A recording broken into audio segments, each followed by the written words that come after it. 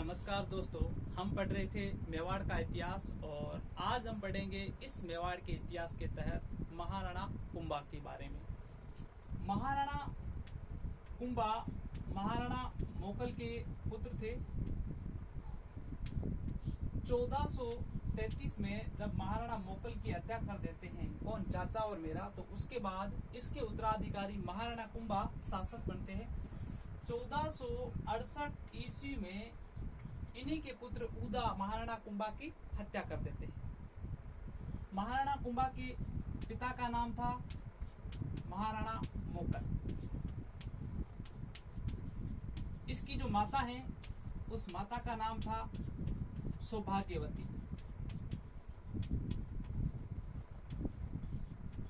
एक पुत्री थी, पुत्री का नाम था रमाबाई।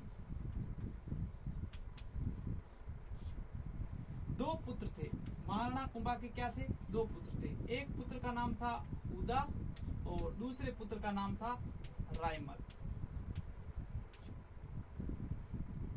रमाबाई को बाद में योगेश्वरी की उपाधि धारण की जाती है। और ये तो इनके क्या है, मुख्य फैक्ट। अब देखो, महाराणा कुंभा को हम दो पार्ट में पढ़ेंगे।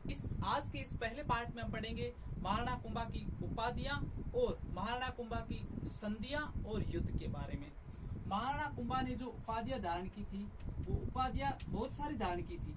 प्रमुख उपाधियां हैं तो महाराणा कुंभा की प्रमुख उपाधियां, चार प्रमुख उपाधियां हैं। एक तो है अभिनव भट्टाचार्य, अभिनव भट्टाचार्य। एक और उपाधि है हिंदू सुल्तान, हिंदू सुल्तान। एक उपाधि है हाल गुरु। एक उपाधि है राणो रासो। ये महाराणा कुंभा की प्रमुख उपाधियां हैं। अन्य उपाधियों में देखा जाए तो महाराणा कुंभा को बहुत सारी अन्य उपाधियां थी। जैसे इसको महाराजा धीज भी कहते थे, राजगुरु भी कहते थे, छाप गुरु भी कहते थे, परम गुरु भी कहते थे। ऐसे बहुत सारी इनकी उपाधियां थी। अब इनके जो युद्ध हैं उन युद्धों के बारे में देखते हैं। महाराणा कुंभा 10 साल की उम्र में सब शासक बनते हैं तो इसकी दादी माँ अंसाबाई घबरा जाती है। क्योंकि अंसाबाई का जो पुत्र था मोकल की हत्या चाचा और मेरा कर देते हैं। तो ये घबरा जाती है कि कहीं मेरे पुत्र की तरह हत्या न कर दी जाए। इसलिए अपने भाई राव रणमल को मारवाड़ से मेवाड़ बुला लेते हैं और संरक्षक नियुक्त करते हैं। किसके? महाराणा कुंभा के। तो महाराणा कुंभा के बचपन में संरक्षक कौन था? राव रणमल था। अब देखो, महाराणा कुंभा की जो सैनिक अभियान है, सैनिक अभियान के बारे में देखते हैं कि महाराणा कुंभा के सैनिक अभियान कौन कौन से और कहां कहां उसने चलवाए थे सैनिक अभियान। महाराणा कुंभा ने सबसे पहले सैनिक अभियान चलाया था आबू पर। और आबू का उस समय जो शासक था उस शासक का नाम था सहसमल। आबू का शासक था सहसमल। यहां पर युद्ध करने का कारण क्या है कि मेवाड़ के जो क्षेत्र है उस मेवाड़ के क्षेत्र के जो नीचे का हिस्सा है यहां पड़ता है आबू सिरोई। आबू के क्षेत्र का उस समय शासक था सहसमल। यहाँ से जो भी आक्रमणकारी आते थे वो जैसे आबू पर युद्ध करते थे तो ये सहसमल उनसे संधि कर लेता था, उसकी अधीनता स्वीकार कर लेते थे। इसलिए यहाँ से जो भी आक्रमणकारी आते थे उसका खामियाजा मेवाड़ को भुगतना पड़ता था। इसलिए भी एक और दूसरा कारण है कि मेवाड़ के कुछ क्षेत्रों पर अधिकार कर लिया था किसने? सहसमल ने। इसलिए महाराणा कुंभा ने अपना एक सेनापति था, सेनापति का नाम था लोडिया सरदार नरसिंह। लोडिया सरदार नरसिंह को भेजता है इस सहसमल को हराने के लिए और युद्ध भी होता है। सहसमल हार भी जाता है। उसके बाद महाराणा कुंभा यहाँ पर दो दुर्ग का निर्माण करवाते हैं और एक दुर्ग का नाम है अचलगढ़ दुर्ग, अचलगढ़ दुर्ग, और बसंतगढ़ दुर्ग। दूसरे दुर्ग का नाम है बसंतगढ़ दुर्ग। तो ये दोनों ही दुर्ग कहां पर स्थित है? सिरोही, माउंट आबू में। दोनों दुर्गों का निर्माण महाराणा कुंभा द्वारा करवाया जाता है। उसके बाद आगे की ओर चलते हैं। महाराणा कुंभा ने नागौर पर भी आक्रमण किया था। वहां पर जो शासक था उसके बारे में देखते हैं कि नागौर के क्षेत्र में देखा जाए, जब महाराणा कुंभा शासक बना था उस समय जो शासक था उस शासक का नाम था फिरोज खां। फिरोज खां के दो पुत्र थे, एक का नाम था शम्स खां और दूसरे पुत्र का नाम था निजामुद्दीन खां। निजामुद्दीन खां। बड़ा पुत्र था शम्स खां, तो शासक बनना चाहिए शम्स खां, लेकिन निजामुद्दीन खां क्या करता है, शम्स खां को गद्दी से हटा करके खुद शासक बन जाता है। तब शम्स खां चला जाता है कुंभा के पास सहायता के लिए। तो कुंभा सेना भेजता है, लेकिन एक संधि रखता है। संधि ये रखता है कि नागौर दुर्ग का आप पुनः निर्माण नहीं करवा सकते, आपको प्रत्येक वर्ष कर देना पड़ेगा और हमेशा अद्वितीयता स्वीकार करनी पड़ेगी। इसने कहा ठीक है, तो वहां पर सेना भेजी महाराणा कुंभा ने। निजामुद्दीन खां वहां से भाग करके चला गया और उसके बाद शम्स खां को स्वतंत्र रूप से नागौर का शासक बनाया था महाराणा कुंभा ने। लेकिन बाद में क्या हुआ, शम्स खां ने क्या है, जो संधि के तहत नागौर दुर्ग का निर्माण नहीं करवाना था लेकिन इसने करवा दिया, कर देना था इसने कर भी नहीं दिया, गो हत्या भी करवाई। इसलिए महाराणा कुंभा ने फिर सेना भेजी और शम्स खां वहां से भाग करके चला, कहाँ गया था, गुजरात में। तो उस समय गुजरात का जो शासक था, गुजरात का शासक था वो था, उस समय जब शम्स खां गुजरात चला गया था उस समय वहां का शासक था अहमद खां।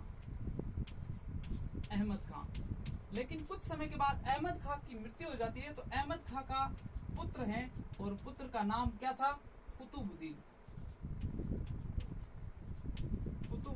शाह।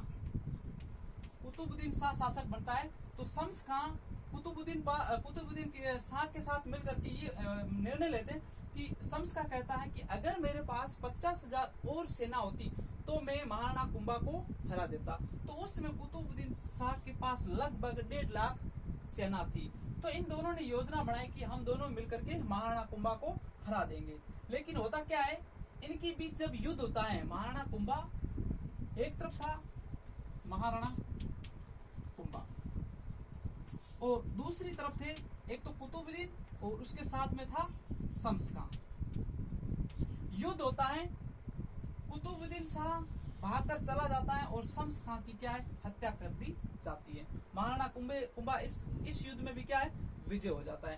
उसके बाद महाराणा कुंभा का मांडू के सुल्तान है मोहम्मद खिलजी फर्स्ट। इस मोहम्मद खिलजी फर्स्ट के साथ भी युद्ध होता है। तो आज आगे की ओर पढ़ते हैं, तो वहां पर पढ़ेंगे मांडू को बाद में मालवा कहते हैं। तो मांडू का उस समय जो सुल्तान था, मांडू अभियान, मांडू का उसमें जो सुल्तान था उस सुल्तान का नाम था महमूद खिलजी फर्स्ट।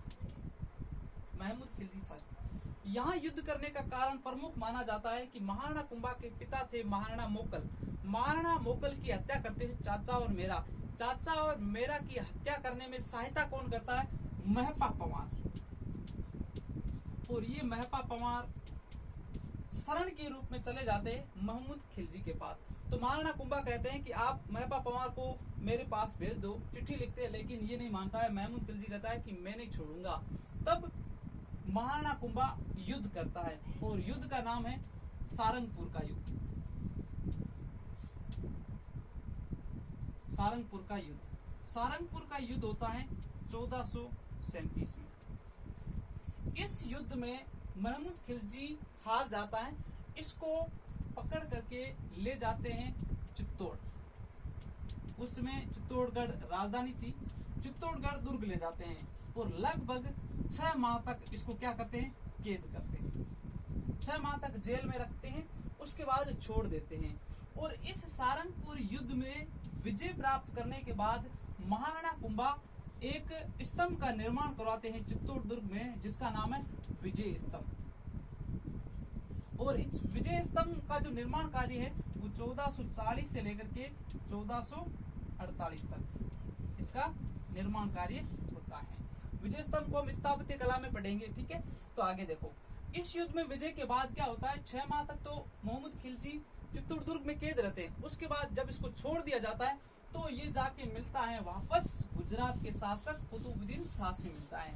और कुतुबुद्दीन शाह और मोहम्मद खिलजी फर्स्ट एक संधि करते हैं और उस संधि का नाम है चंपानेर की संधि। चंपानेर की संधि, चंपानेर की संधि जो होती है वो होती है 1456 में। एक थोड़ी सी और बीच में चीज रह गई, वो मैं साथ में बता दूं कि महाराणा कुंभा द्वारा 1438 में राव रणमल की हत्या करवा दी जाती है। हत्या करने का कारण क्या था कि महाराणा कुंभा के पिता मोकल का भाई था जिसका नाम था राघव चेतन। राघव चेतन की हत्या करवा देते हैं राव रणमल। इसलिए वापस जब ये सूचना अर्थात राव रणमल द्वारा राघव चेतन की हत्या करवा दी जाती है, तब राघव चेतन का एक बड़ा भाई था जिसका नाम था राणा चूड़ा। राणा चूड़ा जिसे मेवाड़ का भीष्म प्रतिज्ञा कहते हैं। राणा चूड़ा को मेवाड़ के सरदार सूचना देते हैं, सिसोदिया सरदार। तब वहां से जब राणा चूड़ा आते हैं और महाराणा कुंभा के पास कहते हैं कि राव रणमल का आक्षेप बहुत ज्यादा बढ़ रहा है, इसलिए महाराणा कुंभा राव रणमल की एक दासी थी भारमली, जिसका नाम था भारमली। तो भारमली की सहायता से इस राव रणमल को जहर देकर के मरवा दिया जाता है। कब? 1438 में। 1437 में सारंगपुर का युद्ध होता है, विजय प्राप्त होती है। और 1438 में क्या है, राव रणमल को क्या जहर देकर के मरवा दिया जाता है। उसके बाद क्या होता है, राव रणमल, इसको थोड़ा बाद में देख लेते हैं। देखो, राव रणमल की हत्या होती है, इसका एक पुत्र है और उस पुत्र का नाम है राव जोधा। राव जोधा, राव जोधा वहां से भाग करके चले जाते हैं। कहां चले जाते हैं? मारवाड़ की ओर। उसके बाद महाराणा कुंभा सैनिक अभियान भेजते हैं ताकि इस राव जोधा पुनः युद्ध न करे बीच में। इसलिए क्या किया, बहुत सारे आक्रमण किए लेकिन कोई सफलता नहीं मिली। कभी राव जोधा युद्ध करता था, कभी महाराणा कुंभा सेना भेजते थे, लेकिन कोई भी निर्णय नहीं मिला। तब इनके बीच जो संधि होती है वो होती है आंवल बांवल की संधि। आंवल बांवल की संधि, आंवल बांवल की जो संधि होती है वो होती है 1453 में। 1453 में आंवल यानी आम के वृक्ष, बांवल यानी बबूल यानी खेजड़ी के वृक्ष। आंवल यानी आम के जो वृक्ष का जो क्षेत्र है वो महाराणा कुंभा को दे दिया जाए, और बांवल यानी बबूल के अर्थात जो खेजड़ी के वृक्ष है वहां का जो क्षेत्र है वो दे दिया जाए राव जोधा को। इनके बीच जो संधि कराने वाली जो कौन थे, तो वो थी हंसाबाई। हंसाबाई ने इनके बीच क्या है, एक संधि कराई थी जिसका नाम है आंवल बांवल की संधि। उसके बाद क्या हुआ, राव जोधा की एक पुत्री थी जिसका नाम था श्रृंगार देवी। इस श्रृंगार देवी का विवाह करवा दिया था महाराणा कुंभा के पुत्र थे रायमल। रायमल से विवाह करवा दिया था, किसका? श्रृंगार देवी से। तो उसके बाद क्या हुआ, इनके बीच रिश्ता बन गया। उसके बाद इनके मध्य कोई युद्ध नहीं हुआ। अब देखते हैं चंपानेर की संधि हुई थी 1456 में, किसके बीच हुई थी और इसका क्या नतीजा रहा। देखो, चंपानेर की जो संधि है, चंपानेर की संधि कब हुई थी, तो ये हुई थी 1456 में। किसके मध्य हुई थी, तो देखो, गुजरात के शासक थे कुतुबुद्दीन शाह, प्लस उसके अलावा कौन था इसके साथ संधि करने वाला, तो वो था महमूद खिलजी फर्स्ट। मोहम्मद खिलजी सेकंड जो है वो महाराणा सांगा के समय था, और महमूद खिलजी जो फर्स्ट है वो किसके समय था, महाराणा कुंभा के समय। तो कुतुबुद्दीन शाह और महमूद खिलजी दोनों ने मिलकर के क्या है, चंपानेर की संधि की। इस संधि के तहत इन दोनों ने ये शर्त रखी कि हम दोनों मिल करके महाराणा कुंभा को हरा देते हैं, उसके बाद मेवाड़ के 2 टुकड़े करके बांट लेंगे आपस में। लेकिन उसके बाद जैसे ये संधि करते हैं 1456 में, और 1457 में एक युद्ध होता है, और उस युद्ध का नाम है बदनौर का युद्ध। बदनौर भीलवाड़ा में पड़ता है, बदनौर का युद्ध, और ये होता है 1457 में। इस बदनौर के युद्ध में भी महाराणा कुंभा की विजय होती है, और विजय के बाद बदनौर में ही क्या करते हैं, एक मंदिर बनवाते हैं महाराणा कुंभा, जिसका नाम है कुशाला माता। कुशाला माता का क्या बनाते हैं? मंदिर बनवाते हैं।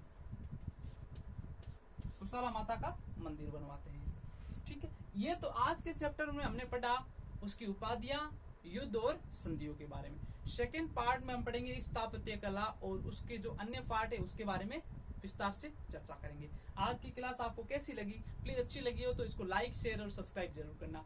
थैंक यू, धन्यवाद।